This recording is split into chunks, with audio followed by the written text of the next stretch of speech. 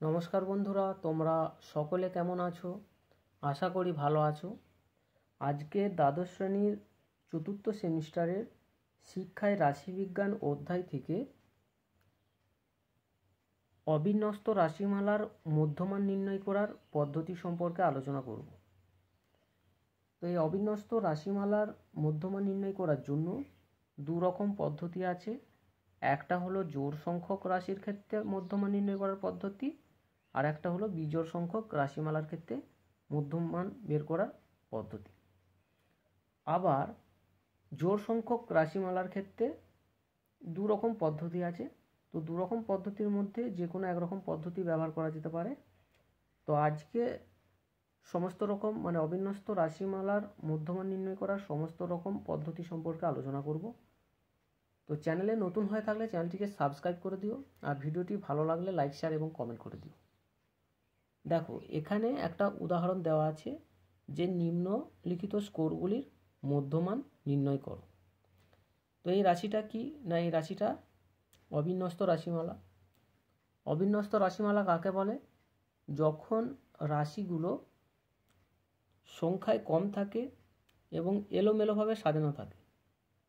দেখো, এখানে রাশিগুলো এলোমেলোভাবে সাজানো আছে, 12, 13, 14, 14 পর আবার 9, 9-এর পর আবার 10, আবার 10-এর পর 15, হেরফের করা আছে। আর এই রাশিগুলো যখন ছক আকারে সাজানো থাকবে না, ঠিক আছে, যদি এরকম ছক আকারে না থাকে, দেখো এরকম যদি ছক আকারে না থাকে, তাহলে রাশিটাকে আমরা কি ধরবো না, অবিন্যস্ত রাশিমালা। তো অবিন্যস্ত রাশিমালার মধ্যমান নির্ণয় করার জন্য সবার প্রথমে যে কাজটা করতে হবে, প্রশ্নের মধ্যে যে সংখ্যাগুলো থাকবে এই সংখ্যাগুলোকে মানের ক্রমানুযায়ী সাজাতে হবে, বা ছোট থেকে বড় আগে সাজাতে হবে। ঠিক আছে, তাহলে সংখ্যাগুলোকে আমরা ছোট থেকে বড় সাজিয়ে পাই। তার এখানে আমরা লিখতে পারি যে স্কোরগুলিকে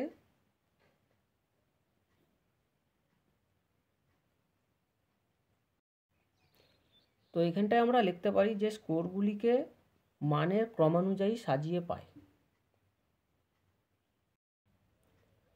তো এখানে স্কোরগুলিকে মানের ক্রমানুযায়ী সাজিয়ে আমরা পেয়েছি 9, 10, 12, 12, 13, 14, 15, 16 এবং 17। তো এরপর আমাদেরকে এখানে লিখতে হবে যে মোট রাশির সংখ্যা কটা। না, এখানে মোট রাশির সংখ্যা কটা আছে না, 1, 2, 3, 4, 5, 6, 7, 8, 9। তো এখানে মোট রাশির সংখ্যা হচ্ছে কত? 9। তো 9টা কি? 9 হচ্ছে বিজোড় সংখ্যক বা অযুগ্ম। ঠিক আছে, যেসব সংখ্যাকে 2 দিয়ে ভাগ করা যায় তাদের বলা হয় জোড়, আর যেসব সংখ্যাকে 2 দিয়ে ভাগ করা যায় না তাদের বলা হয় বিজোড়। তো এখানে আমরা মোট রাশির পরিমাণ পেয়েছি 9। 9টা হচ্ছে বিজোড় রাশি। তো বিজোড় সংখ্যক রাশিমালার ক্ষেত্রে মধ্যমান বের করার যে সূত্রটা আছে সেই সূত্রটা হচ্ছে, দেখো আনগ্রুপ ডাটার ক্ষেত্রে আর কি, এটা হচ্ছে আনগ্রুপ ডাটার ক্ষেত্রে মিডিয়ান সমান n+1/2 তম পদ। ঠিক আছে, তো এটাকে আমি এখানে রেখেছি, নিচে না লিখে আমি এখানেই লিখেছি। দেখো এন বলতে কত পেয়েছি? এন এর মান, মোট রাশি বা এন এর মান পেয়েছি 9। তাহলে এন হচ্ছে 9 + 1/2 তম পদ। তাহলে 10/2 তম পদ সমান হচ্ছে কত না, 5 তম পদ। ঠিক আছে, তাহলে এখানে আমার কত বেরোচ্ছে না, 5তম পদ। 5তম পদ বলতে দেখো এই যে এখানে রাশিগুলোকে আমরা মানের ক্রমানুযায়ী সাজাইছি। তো এখানে 5তম পদ কোনটা হচ্ছে না, 1, 2, 3, 4, 5। তো এখানে আমাদের 5তম পদ হচ্ছে 13।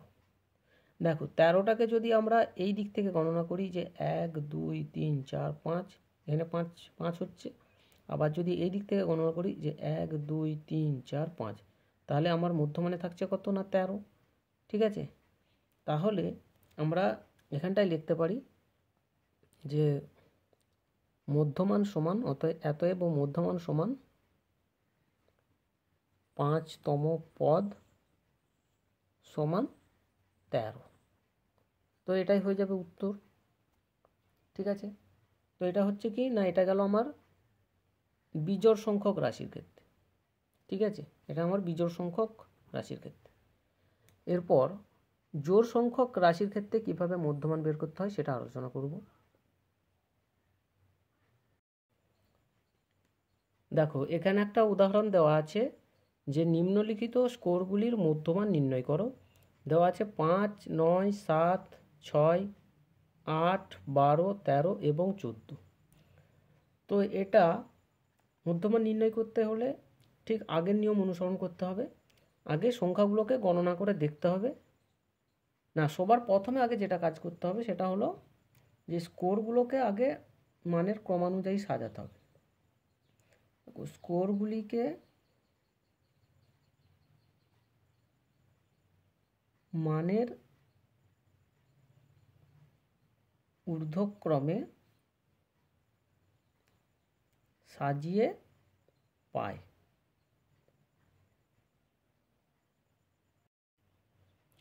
তো স্কোরগুলিকে মানের ঊর্ধ্বক্রমে সাজিয়ে পেয়েছি কত না 5, 6, 7, 8, 9, 12, 13 এবং 14। তো এখানে আমাদের মোট রাশির পরিমাণ কত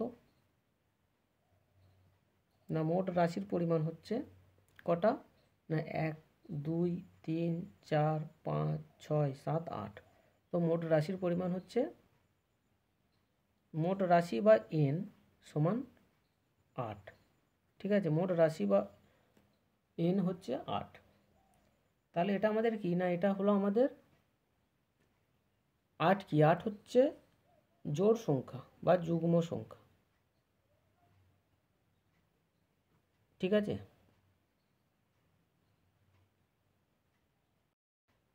তো এটা হলো জোড় সংখ্যক রাশি। তো জোড় সংখ্যক রাশির ক্ষেত্রে মিডিয়ান বের করার যে সূত্র সেটি হচ্ছে মিডিয়ান সমান, এখানটা লিখছি মিডিয়ান সমান, সংক্ষেপে লিখছি এমডিএন, মিডিয়ান বাই এমডিএন সমান n1 প্লাস n2 বাই 2তম পদ। ঠিক আছে, তো n1 সমান n বাই 2তম পদ, আর n2 মানে হচ্ছে n বাই 2 প্লাস 1তম পদ। ঠিক আছে, দেখো এখানে n এর মান কত পেয়েছি না 8, তাহলে 8 বাই 2তম পদ। দেখো 8 বাই 2 হলে কত না 4তম পদ সমান কত, 4তম পদ মানে 1, 2, 3, 4 সমান হচ্ছে কত না 8। 4তম পদ মানে হচ্ছে এখানে 8, 1, 2, 3, 4। ঠিক আছে, এরপর আবার n2 বের করছি। n এর মান কত পেয়েছি না 8 বাই 2 প্লাস 1তম পদ। তাহলে এখানটায় পাচ্ছি কত না 4 প্লাস 1তম পদ সমান 5তম পদ। তো এখানে 5তম পদ মানে কত হচ্ছে 1, 2, 3, 4, 5 সমান 9। ঠিক আছে, দেখো তাহলে এখানে আমরা n1 এর মান পেলাম কত না 8, 4তম পদ সমান 8, আর n2 মান পেলাম 5তম পদ সমান হচ্ছে 9। ঠিক আছে, তাহলে এখানে আমরা মানগুলোকে শুধু বোস করিয়ে দেব। n1 এর মান পেলাম 8 আর n2 মান পেলাম 9, এই যে 9 এখানে। ঠিক আছে, 9, তাহলে 8 প্লাস 9 বাই 2তম পদ। তাহলে আমার এখানটায় হচ্ছে আমার 8.5। ঠিক আছে, 17 বাই 2 সমান 8.5। তো এটাই হয়ে যাবে আমাদের উত্তর, অবিন্যস্ত রাশিমালার উত্তর। ঠিক আছে, তো এখানটায় আমরা লিখতে পারি যে নির্ণেয় স্কোর বন্টনটির মধ্যমান হলো, নির্ণেয় স্কোর বন্টনটির মধ্যমান সমান 8.5। ঠিক আছে,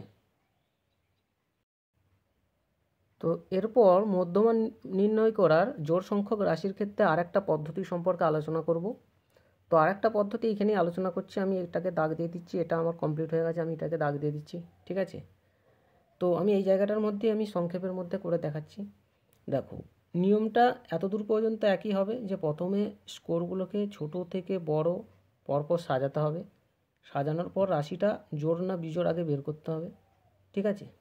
তো বের করার পর এই যে পদ্ধতিটা আলোচনা করব, তো এইটা আলোচনা করছি, আগেরটা আমি বাদ দিয়ে দিয়েছি যেহেতু আগেরটা হয়ে গেছে।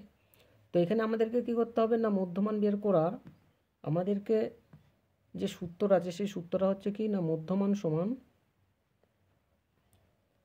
n+1/2 তম পদ। দেখো এখানে এর মান কত পেয়েছি, এর মান পেয়েছি 8, তাহলে 8 + 1/2 তম পদ। তাহলে এখানে আমার কত হচ্ছে না 9/2 তম পদ সমান 4.5 তম পদ, ঠিক আছে, 4.5 তম পদ। দেখো এইটা আগেরটার থেকে তুলনামূলকভাবে সোজা। দেখো এখানে 4.5 বলতে বোঝায় না 1 2 3 4, এখানে চতুর্থ এবং পঞ্চম যে এটা দেখাচ্ছি বলছি 1 2 3 4 5, তাহলে এখানে চতুর্থ এবং পঞ্চম পদের গড়। দেখো 4.5, 4 বলতে 1 2 3 4 এই দিক থেকে এই সংখ্যাটা, আর আরেকটা হচ্ছে 1 2 3 4 এই দিক থেকে এই সংখ্যা, ঠিক আছে। তাহলে এই দুটো সংখ্যাকে এখানে কি করব না, অতএব মধ্যমান সমান 8 + 9/2, তাহলে 8 + 9/2 তম পদ সমান কত হচ্ছে না 17/2 তম পদ সমান 8.5, ঠিক আছে। তো এটা সংক্ষেপে আমার বেরিয়ে গেল। তো এটা হলো মধ্যমান বের করার মানে দ্বিতীয় পদ্ধতি, ঠিক আছে। তো আজকের মতো এখানেই শেষ করছি, পরের এপিসোডে আবার দেখা হবে। আর ভিডিওর মধ্যে যদি কোথাও কোনো ভুল হয়ে থাকে কমেন্ট বক্সে অবশ্যই জানিয়ে দেবে।